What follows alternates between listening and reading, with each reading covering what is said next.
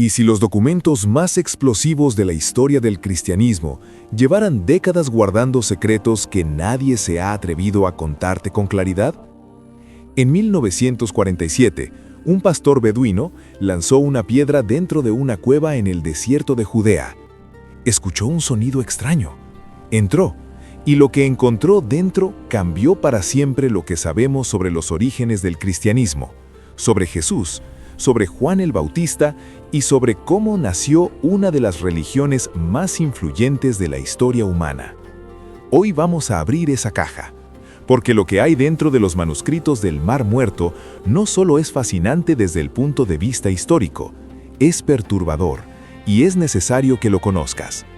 Quédate hasta el final, porque en este video vas a descubrir qué son exactamente estos manuscritos, qué teorías controvertidas generaron, qué conexiones reales existen entre esos textos y el Nuevo Testamento, y qué dicen estos documentos sobre figuras como Juan el Bautista y el propio Jesús de Nazaret.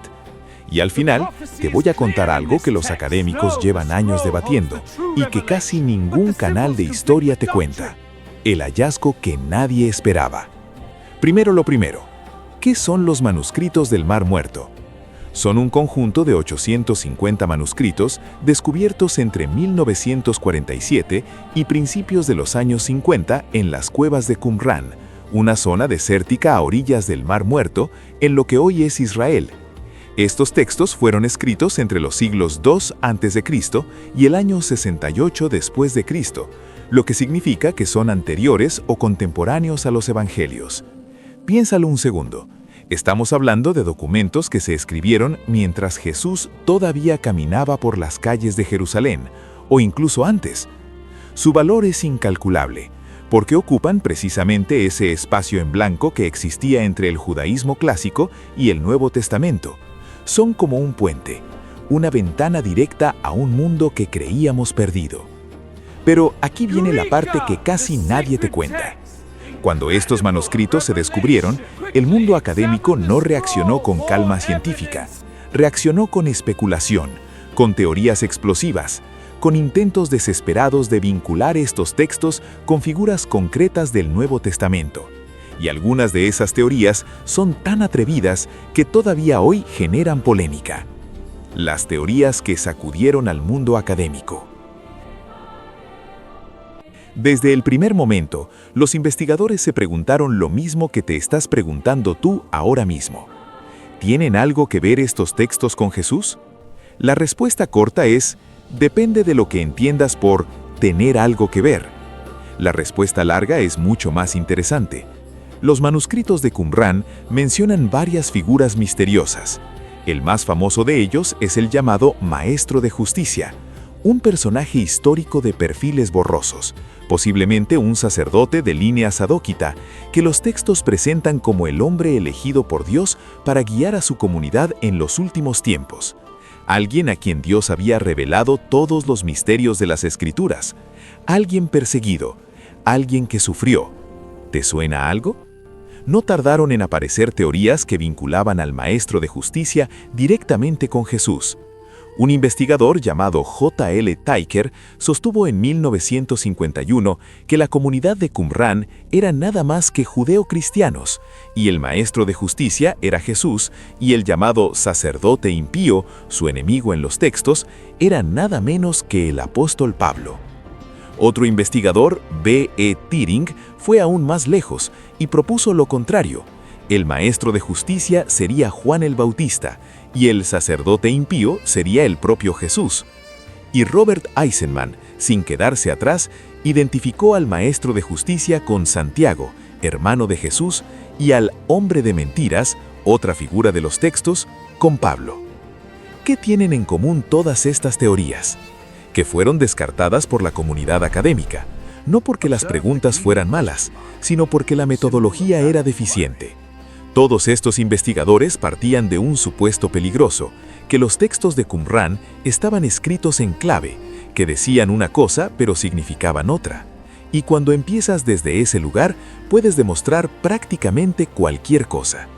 Pero que estas teorías fueran descartadas no significa que los manuscritos no tengan nada que decir sobre el cristianismo. todo lo contrario. La recristianización, el concepto que lo cambia todo. Aquí es donde la historia se pone realmente interesante. En los últimos años, la línea de investigación más sólida sobre los manuscritos del Mar Muerto se llama recristianización, un término acuñado por el investigador F. García Martínez que cambia completamente la forma de hacer las preguntas. La pregunta antigua era, ¿están Jesús o Juan el Bautista escondidos en estos textos? La pregunta nueva es mucho más inteligente. ¿Cómo nos ayudan estos textos a entender el ambiente en el que nació el cristianismo? Y esa pregunta tiene respuestas extraordinarias. Porque lo que descubrimos cuando miramos los manuscritos de Qumrán no es a Jesús escondido entre líneas. Lo que descubrimos es el mundo en el que Jesús vivió, el agua en la que nadó, el aire que respiró. El siglo I después de Cristo en Palestina no era un lugar uniforme. Era un hervidero de grupos, sectas y movimientos religiosos que se disputaban la interpretación del judaísmo. Había fariseos, había saduceos, había celotas, había samaritanos y había esenios, el grupo al que probablemente pertenecía la comunidad de Qumrán. Todos ellos compartían una raíz común, el judaísmo, pero cada uno la interpretaba de manera diferente. Y en ese caldo de cultivo, en esa atmósfera cargada de expectativas mesiánicas y de exaltación apocalíptica, nació el cristianismo. Lo que los manuscritos del Mar Muerto nos ofrecen es precisamente eso, una fotografía de ese mundo plural, de ese judaísmo múltiple del que surgió la fe cristiana. Las conexiones reales entre Qumrán y el Nuevo Testamento. Ahora bien, más allá del contexto histórico, los investigadores han encontrado conexiones textuales concretas entre los manuscritos de Qumrán y los textos del Nuevo Testamento que son difíciles de ignorar. El dualismo luz-tinieblas. Una de las más llamativas es el dualismo entre la luz y las tinieblas. En los textos de Qumrán, el mundo está dividido entre hijos de la luz e hijos de las tinieblas. Esta idea aparece constantemente. Es uno de los rasgos más característicos de su teología. Y luego abres el Evangelio de Juan y encuentras exactamente lo mismo. La luz brille en las tinieblas. Los que aman las tinieblas en lugar de la luz. Esta oposición luz-tinieblas, que es tan característica del Evangelio de Juan, no aparece en el Antiguo Testamento ni en la literatura rabínica posterior, pero sí aparece en Qumrán. ¿Significa eso que Juan copió a los esenios? No necesariamente. Significa que ambos bebían del mismo pozo, que compartían un lenguaje teológico que circulaba en el judaísmo del siglo I. Las bienaventuranzas. Otro caso fascinante es el del Sermón de la Montaña. Entre los manuscritos de Qumrán se encontró un texto conocido como 4Q Beat. El 4Q viene de Cueva 4, Beatitudes en inglés, que contiene una serie de formulaciones sorprendentemente similares a las bienaventuranzas del Evangelio de Mateo. La forma literaria es idéntica, la estructura es la misma. Lo que esto nos dice no es que Jesús copió a los esenios, sino que este tipo de formulación literaria circulaba en el judaísmo de la época, era parte del vocabulario espiritual del momento, y Jesús lo usó. La carta de Pablo a los Corintios. Hay otro pasaje que los investigadores han señalado durante décadas. En la segunda carta a los Corintios, capítulo 6, Pablo usa un lenguaje muy particular. Habla de no asociarse entre justos y malvados, del nombre Belial, un término rarísimo en el Nuevo Testamento, y de la pureza como condición de la sacralidad. Ese lenguaje es extremadamente común en los textos de Qumrán, prácticamente calcado. ¿Tomó Pablo estas ideas directamente de los esenios? No podemos probarlo, pero la coincidencia es demasiado llamativa para ignorarla. El proceso de corrección fraterna. Y luego está algo más concreto todavía, el proceso que Jesús describe en Mateo 18 para corregir a un hermano que ha pecado. Primero ir a él en privado, luego con testigos, luego ante la comunidad. Aparece descrito de forma casi idéntica en la regla de la comunidad de Qumrán. Ambos textos derivan de la misma tradición jurídica judía. No es que uno copiara al otro, es que ambos estaban inmersos en el mismo mundo. Juan el Bautista y Qumrán, el vínculo más fuerte. De todos los personajes del Nuevo Testamento, el que presenta mayor afinidad con la comunidad de Qumrán es Juan el Bautista. Y las coincidencias son demasiadas para ignorarlas. Primero, la geografía. La comunidad de Qumrán vivía en el desierto de Judea, a orillas del Mar Muerto. y Juan el Bautista desarrolló su actividad en ese mismo desierto, en esa misma zona. No son vecinos casuales, es el mismo territorio. Segundo, la cronología. La vida de Juan coincide exactamente con el segundo periodo de ocupación de Qumrán, que va desde el reinado de Herodes Arquelao hasta el año 68 después de Cristo. Son contemporáneos exactos. Tercero, el modo de vida. Juan llevaba un estilo de vida ascético extremo. Comía langostas y miel silvestre, no bebía vino, vestía con ropa rudimentaria. Los textos de Qumrán describen ese mismo tipo de alimentación frugal como parte de la dieta esenia. No es una coincidencia marginal. Cuarto, y esto es lo más llamativo, el bautismo. Juan es conocido precisamente por su práctica del bautismo, un rito de purificación en el agua. Y los esenios de Qumrán practicaban inmersiones rituales de forma habitual, hasta 3 o 5 veces al día. Pero aquí hay una diferencia crucial que los investigadores señalan. El bautismo de los esenios era repetible, cotidiano, ritual. El bautismo de Juan era único, irrepetible, se hacía una sola vez y tenía un carácter casi sacramental. Era el signo de que Dios había perdonado al pecador que se había arrepentido de verdad. Son primos hermanos, pero no son la misma cosa. ¿Perteneció Juan a la comunidad de Qumrán? Es posible. El historiador Flavio Josefo nos cuenta que él mismo vivió durante un tiempo con los esenios para conocer su estilo de vida. Y los propios esenios tenían la costumbre de adoptar niños y educarlos en sus prácticas. Juan, con su origen sacerdotal y su vida en el desierto, encaja perfectamente en ese perfil. Pero en algún momento, Juan se fue y predicó a todos los judíos sin distinción, sin las separaciones estrictas que los esenios mantenían. En eso se diferenció radicalmente. Jesús y Qumrán, las similitudes y las diferencias que nadie te cuenta. Y llegamos al punto más delicado. ¿Tuvo Jesús alguna relación con la comunidad de Qumrán?